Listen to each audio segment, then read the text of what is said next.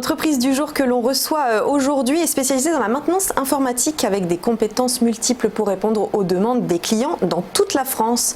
5com, voilà le nom de cette société que vient nous présenter son fondateur Maxime Bérébi. Bonjour Maxime. Bonjour Éléonore. Merci d'être avec nous ce matin. Alors 5com, ça existe depuis quand même 16 ans maintenant. Est-ce que vous pouvez tout d'abord nous présenter la société ? Oui, bien sûr, avec plaisir. Donc 5com, l'origine, c'est Docteur Ordinateur en fait que j'avais créé il y a 16 ans, qui existe toujours, où on fait du service à la personne, service informatique à la personne. Donc c'est la fameuse Madame Michu qui nous appelle et on envoie un technicien chez elle et on fait une prestation pour elle qui rentre dans le cadre des services à la personne, donc avec la déduction fiscale et toutes ces choses-là. Et ensuite, donc on a un réseau de franchisés en fait sur Docteur Ordinateur et on s'appuie sur eux dans un second temps pour travailler pour des donneurs d'ordre sur les sujets informatiques, réseau, télécom, énergie, affichage dynamique. Et donc on fait des interventions techniques sur toute la France.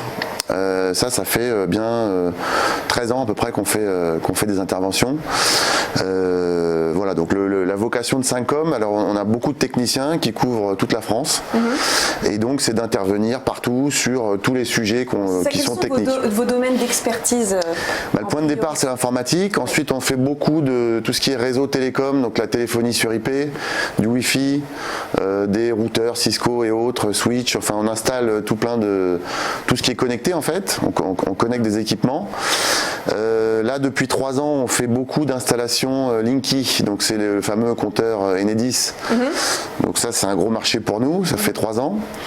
On fait de l'affichage dynamique aussi, donc on installe des télés, des écrans dans des magasins, des hôpitaux, tout. D'accord, et donc donc on peut faire appel à vous si on a une petite panne d'internet chez soi, mais aussi donc pour les sociétés qui ont besoin d'informatique, de réseau et de télécom, ça fait partie donc c'est un gros point pour votre société. Donc il y a les particuliers et les entreprises, donc plutôt des donneurs d'ordre en fait, des opérateurs, des constructeurs, des gens qui nous font travailler, je dirais, pour aller chez leurs clients, pour installer, réparer, maintenir, déployer des équipements.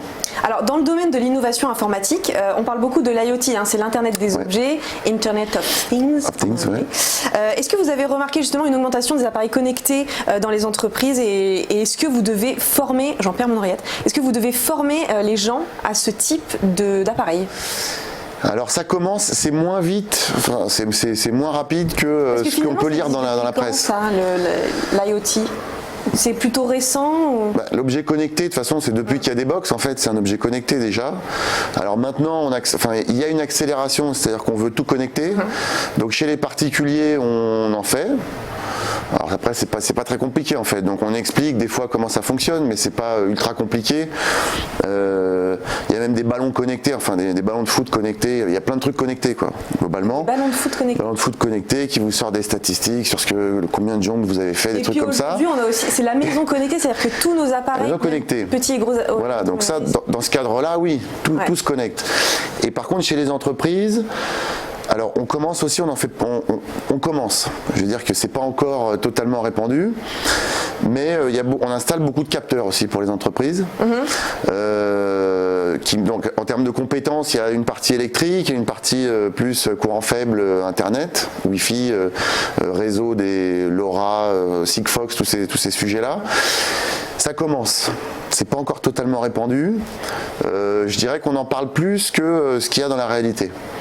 Mais ça va arriver de toute façon, et nous on est dessus en tout cas. Et alors donc on a parlé de dépannage chez soi pour les entreprises, l'IoT évidemment. Vous intervenez aussi dans des solutions innovantes au cœur des villes, donc là à plus grosse ampleur. Est-ce que vous pouvez nous donner des exemples de ces activités plus spécifiques ? Alors je disais, notre gros sujet à nous du moment c'est les compteurs électriques. Donc c'est au cœur des villes, parce qu'on en a déjà installé 1 million à peu près de compteurs. Ça va jusqu'à, normalement la fin est prévue fin 2021, début 2022. Donc ça c'est le sujet qui nous préoccupe aujourd'hui. Il y a un deuxième sujet qui démarre fort aussi, c'est le sujet des bornes de recharge de véhicules électriques. puisque on commence à en déployer un peu partout. Alors il y a beaucoup de concessionnaires automobiles forcément qui s'y mettent, des particuliers aussi. Donc ça c'est aussi le sujet, je vais dire, qui démarre très fort et qui devrait se poursuivre sur les prochaines années. Alors si on parle de chiffres maintenant, combien de techniciens 5Com sont mobilisés en France et combien d'entreprises ont fait appel à vos services depuis la création de la société ? Alors le nombre déjà de salariés de 5Com a un peu explosé là, ces dernières années. Donc là il y a 650 salariés chez nous il doit y avoir 500 techniciens à peu près. Et en nombre de clients servis depuis la création, je vais vous dire 20 000 à la louche, mais 20 000 à peu près. Vous avez donc vous avez des locaux dans chaque ville. C'est comme ça que ça se passe au niveau des franchises. Alors, on a deux types d'organisations qui se chevauchent. On a c'est toute la partie en propre, donc les salariés en propre, avec des agences. On en a 25, donc on a 25 agences 5Com avec des techniciens dans chaque agence. Et ensuite, on a aussi des franchisés sur l'enseigne Docteur Ordinateur. Et là, on en a 50. Qui ont, alors c'est plus petit, mais c'est plus des magasins, on va dire, sous enseigne Docteur Ordinateur. Et aujourd'hui, vous recrutez d'autres ou pas ? Ah oui. Ouais, beaucoup, ouais. Et quels sont les critères que vous demandez pour les... Sur la franchise, il faut, je dirais, des passionnés en premier. Il faut vraiment des gens qui aiment l'informatique, qui sont, informatique et service client aussi. C'est quand même les deux sujets majeurs, je dirais. C'est, j'aime la technique et je veux la partager et je veux l'expliquer. Sur Docteur Ordinateur, on a beaucoup de clients qui sont des seniors. Donc il faut avoir envie de partager, d'être patient, d'expliquer, etc. Est-ce que vous laissez leur chance à des gens qui veulent se reconvertir vers l'informatique, qui ne viennent pas du tout de ce milieu-là ? Ouais, bien sûr, il y en a. Alors encore une fois, il faut pas qu'ils viennent là par hasard. Parce que des fois, on a des candidats à la franchise qui nous disent j'hésite entre un fleuriste et l'informatique. Je dis non, il ne faut pas le voir en vision investisseur, il faut le voir plus en vision technicien. C'est la technique. Donc celui qui veut se reconvertir, qui aime l'informatique, il n'y a pas de problème. Ouais. Alors, à l'ère de la transition écologique, vous tenez quand même à vous engager dans l'énergie verte. Quels sont les choix que vous faites pour y participer ?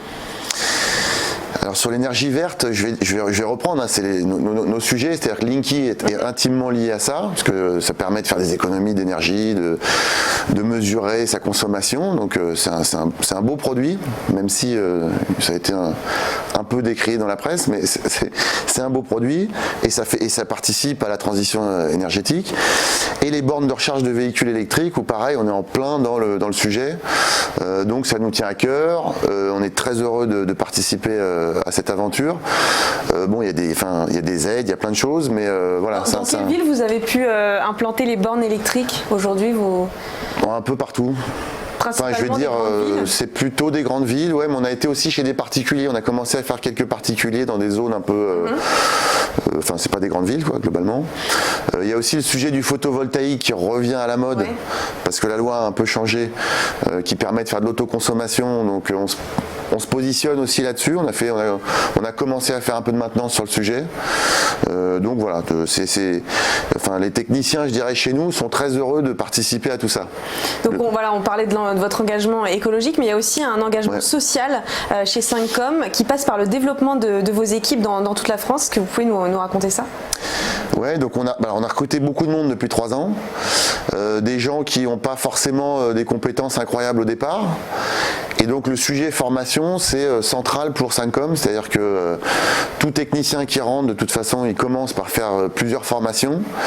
Et ensuite, en fonction des sujets sur lesquels on se positionne ou sur lesquels il a envie d'évoluer, donc si je prends de l'IoT, si je prends les bornes de recharge, on organise des formations pour cette personne. Et donc globalement, le sujet formation est au cœur de 5Com. Puisque nous, notre idée là aujourd'hui, c'est de dire, on a plein de techniciens qu'on a recrutés, qu'on a fait évoluer, et qu'on a envie de faire évoluer sur tous les prochains marchés sur lesquels on se positionnera. Donc là, depuis 6 mois, on fait pas mal de fibre optique aussi, j'en ai pas parlé, mais on fait de la fibre optique, beaucoup de formations sur le sujet. Donc voilà, pour nous, le fait d'avoir recruté autant de monde, on en est fiers aussi, quoi, forcément. J'ai envie de vous demander qu'est-ce que vous ne faites pas, puisque là, vous nous avez un peu parlé de tout ce qui est possible en termes de... Non, on a des techniciens, voilà, enfin, je vous ai cité, le technicien est au cœur de 5Com, voilà. Donc après, ce qu'on fait pas, c'est tout ce qui n'est pas du domaine du technicien. Oui, c'est ça. Mais, alors, vous êtes dans toute la France, vous avez une belle couverture géographique en France. Est-ce que vous avez l'intention de vous développer à l'international ?